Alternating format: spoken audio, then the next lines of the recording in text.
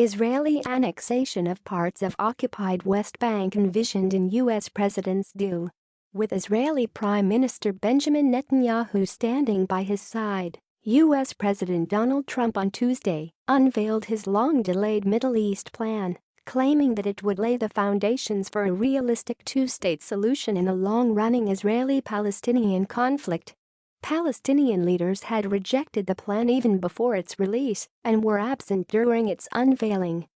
Following the announcement at the White House, Palestinians denounced the proposal as utterly biased in favor of Israel and insisted that Jerusalem is not for sale. Trump called his plan an historic opportunity for Palestinians to achieve an independent state of their own by doubling the territory currently under their control.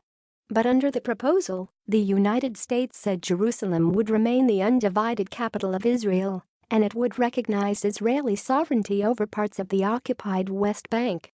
The Palestinians want both occupied East Jerusalem and the West Bank to be part of a future state. As many Palestinians used social media to express anger and, at times, mock the proposal, others warned that it would lead to apartheid within a single state. Here are some of the key points included in Trump's proposal. Borders.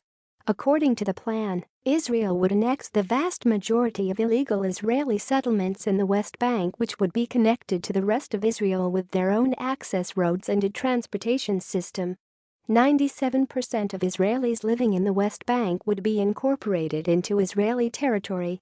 The Jordan Valley would also be under Israeli sovereignty, giving Israel a permanent eastern border along the Jordan River. The Gaza Strip would be connected to the West Bank with a high-speed transportation link, crossing over or under Israel. The plan also lays out the possibility that Israel's current borders could be redrawn. The so-called triangle communities consisting of 10 Palestinian towns in Israel, Kafr Kara, Arara, Baha al-Gharbiyu, Al-Fam, Kalansat, Tayyib, Kafr Qasim, Tira, Kafr Bara and Jaljulia could possibly be transferred to the State of Palestine. According to Ido Conrad, editor-in-chief of Israeli news website 972 magazine, 257,000 Palestinian citizens of Israel could find themselves outside the borders of Israel. Jerusalem. Jerusalem would be the capital of Israel, and Al-Quds, or another name selected by the State of Palestine, should be internationally recognized for the State of Palestine. According to Trump's plan, the separation barrier would serve as a border between the two capitals. The Palestinian state would not include any part of Jerusalem inside the current separation barrier, which includes the Holy Al-Aqsa Mosque located in the Old City and areas where most East Jerusalemites live. The capital of Palestine will be in East Jerusalem, located in areas which Israel previously cut off with its separation barrier, including Kafr Kab, the eastern part of Shuafat and Abu Dis. Demilitarized state. The plan calls for the demilitarization of all of Palestine and the disarmament of Palestinian factions in Gaza such as Hamas and the Islamic Jihad. Security. Israel would control security at all international crossings into Palestine. It would also continue to carry out surveillance of Palestinians within their own territory. Israel would rely on blimps, drones and similar aerial equipment to reduce the Israeli security footprint within the State of Palestine. Refugees. There would be no right of return of any Palestinian refugees or their descendants into Israel.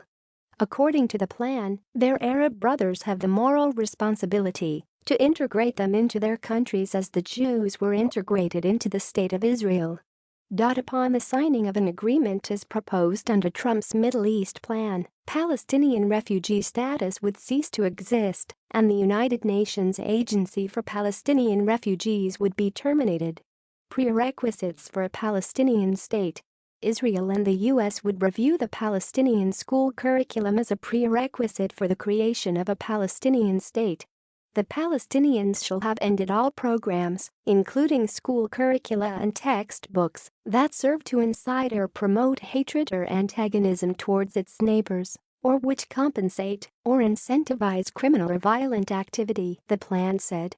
Anger in Palestine over Trump plan, but protests see low turnout. Day after Donald Trump announced his Middle East plan, Protest calls by Palestinian groups go mostly unheeded. Ramallah, occupied West Bank, a day after U.S. President Donald Trump announced his Middle East plan to resolve the Israeli-Palestinian conflict, calls for mobilization by various Palestinian factions have gone mostly unheeded. Palestinian President Mahmoud Abbas vowed popular mobilizations against the deal, as groups including the Palestinian Liberation Organization (PLO) and Hamas, which has governed the occupied Gaza Strip since 2007, called for mass protests. But while Palestinians were angered by Trump's announcement on Tuesday, with some referring to it as a new Balfour Declaration, many brushed off the U.S.-Israeli announcement as nothing new. "The announcement brought us a lot of anger and disappointment," said Mahmoud Mustafa, a 39-year-old taxi driver in the occupied West Bank. "But the reality is, we have been living under this deal and under de facto Israeli occupation for decades. So, the announcement wasn't new or shocking," he told Al Jazeera.